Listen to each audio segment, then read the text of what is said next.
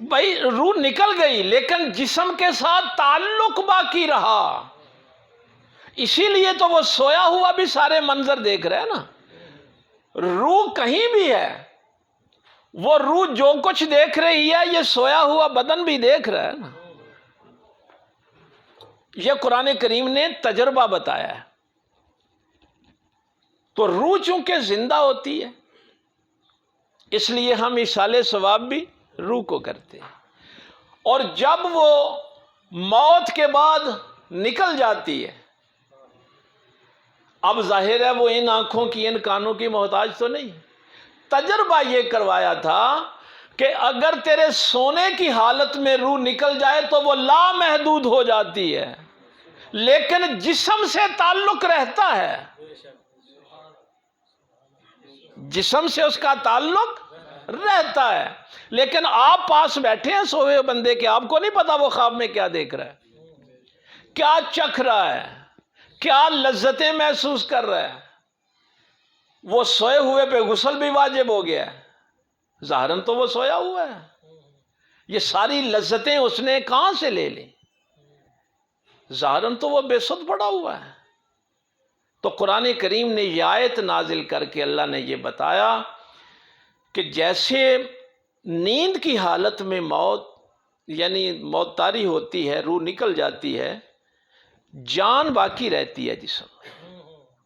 یہ روح اور جان علیحدہ علیحدہ دو چیزیں۔ جان جانوروں کے اندر بھی ہے لیکن جانوروں کے اندر روح نہیں ہے۔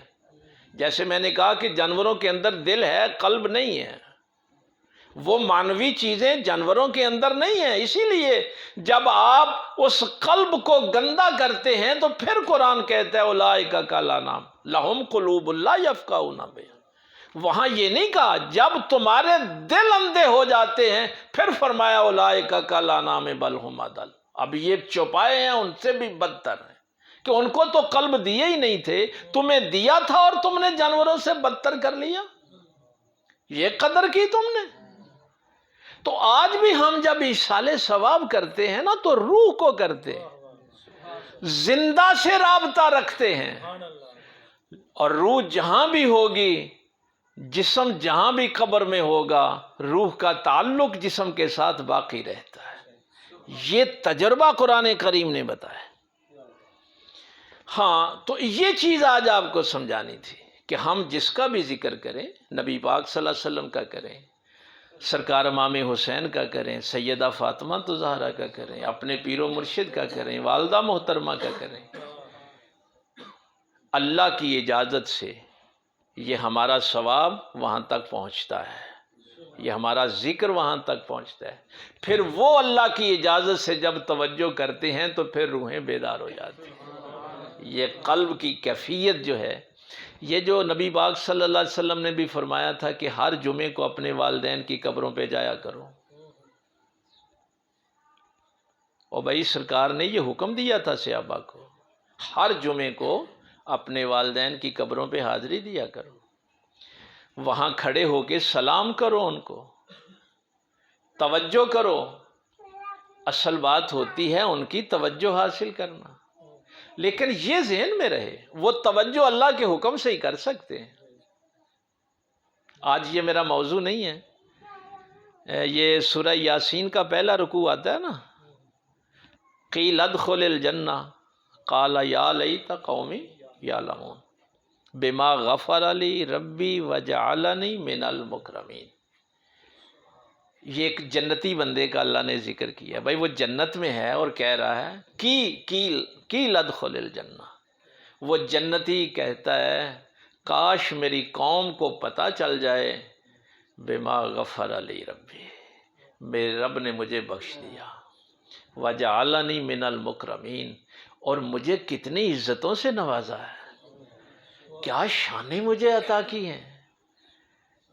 تو وہاں جا کے اب آپ تو قبر کھولیں گے تو آپ کہیں گے یہاں تو یہ بے حس بندہ پڑا ہوا ہے، جیسے سوئے ہوئے کے پاس آپ اس کے اندر کی کیفیت کو نہیں دیکھ سکتے۔ یہ قرآن کہہ رہا ہے کہ آپ سوئے ہوئے کے پاس بیٹھے ہیں لیکن وہ جو خواب میں دیکھ رہا ہے تم نہیں دیکھتے۔ اسی طرح وہ جنتی بھی کہتا ہے کاش میری قوم کو اس بات کا علم ہو جائے میرے اللہ نے کیسے میری بخشش فرمائی، وجعلنی من المکرمین، کیسے مجھے عزتیں تکریم عطا کی۔ یہ اس جنتی کی خواہش ہے، وہ جنتی یہ خواہش کرتا ہے، لیکن اپنی مرضی سے عالم برزخ سے اپنی وہ کیفیت آپ کو دکھا نہیں سکتا۔ اس لیے کہتے ہیں یا لیتنی، کاش ایسا ہوتا کہ میں تم کو دکھا سکتا کہ میرے اللہ نے میرے ساتھ کیا رابطہ، کیا کمال کیا ہے، کیا عزتیں دی ہیں۔ تو یہ جو آپ والدین کی قبر پہ بھی جا کے کھڑے ہوتے ہیں نا، تو وہ بھی اللہ کے حکم سے آپ کا اور ان کا مکالمہ ہوگا، اور اگر کبھی وہ خواب میں اپنا آپ دکھائیں تو یہ بھی اللہ کے حکم سے ہوگا۔ ویسے بھی تو ہمارے خواب کیا بھائی، یہ 110 ہجری میں ابن سیرین فوت ہو گئے تھے، خوابوں کے امام تھے، خوابوں کی تعبیریں بتایا کرتے تھے۔ امام اعظم ابو حنیفہ بھی ان کے شاگرد تھے، امام ابن سیرین کے۔ امام اعظم ابو حنیفہ کا وصال 150 ہجری میں ہوا ہے، یعنی ان کے وصال سے 40 سال بعد فوت ہوئے تھے امام اعظم ابو حنیفہ۔ تو امام پاک فرماتے ہیں کہ میں ایک دن بیٹھا ہوا تھا اپنے استادوں کے پاس، ایک بندہ آ گیا، کہنے لگا امام مجھے خواب آیا ہے، میں خواب میں اذان دے رہا ہوں۔ تو آپ نے فرمایا کہ تو حج کرے گا۔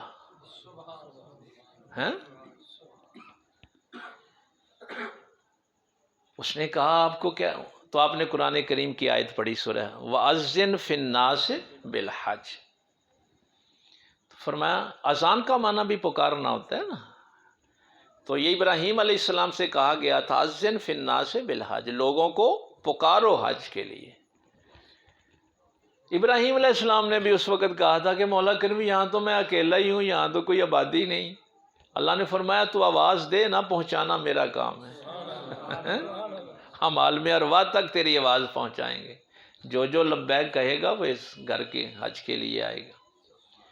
کہتے ہیں میں ابھی بیٹھا ہوا تھا تو ایک اور شخص آ گیا، اس نے بھی آ کے یہی کہا امام مجھے خواب آیا، میں نے خواب میں اذان دیکھی، اذان دے رہا ہوں۔ امام ابن سیرین نے فرمایا تو ڈکیٹی کرے گا۔ اب دیکھیے خواب دونوں کو ایک ہی آیا ہے۔ اس نے کہا امام یہ آپ نے کیا کہا؟ تو آپ نے سورہ یوسف کی آیت پڑھی، فَأَذَّنَ مُؤَذِّنٌ أَيَّتُهَا الْعِيرُ إِنَّكُمْ لَسَارِقُونَ۔ تو ایک پکارنے والے نے پیچھے سے پکارا، اوے غلہ لے کے جانے والو تم سارے چور ہو، واپس آ جاؤ۔ تو کہتے ہیں جب وہ دونوں لوگ چلے گئے تو میں نے پوچھا کہ استاد جی یہ کیا ہوا، خواب دونوں کو ایک آیا، وہ بھی اذان دے رہا تھا، یہ بھی اذان دے رہا تھا۔ اس کو آپ نے تعبیر بتائی کہ یہ حج کرے گا، اس کو کہا کہ یہ چوری ڈکیٹی کرے گا۔ نے فرمایا وہ جو پہلا تھا وہ متقی اور پرہیزگار آدمی تھا، وہ نیک آدمی تھا، اس کا اذان دینا اور ہے، یہ بدبخت چور تھا، اس کا اذان دینا اور ہے۔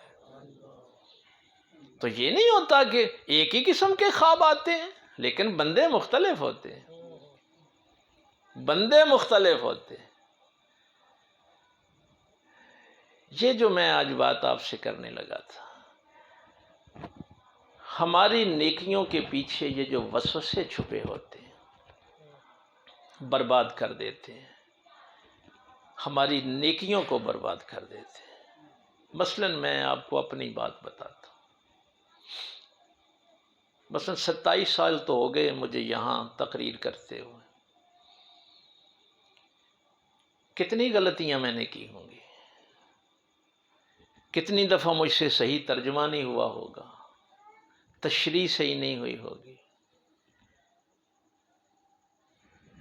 اگر مجھے غلطیوں کا علم ہو بھی جائے تو کیا ان 27 سالوں میں میرا نفس اس بات کو قبول کرتا ہے کہ تجھ سے فلاں غلطی ہوئی؟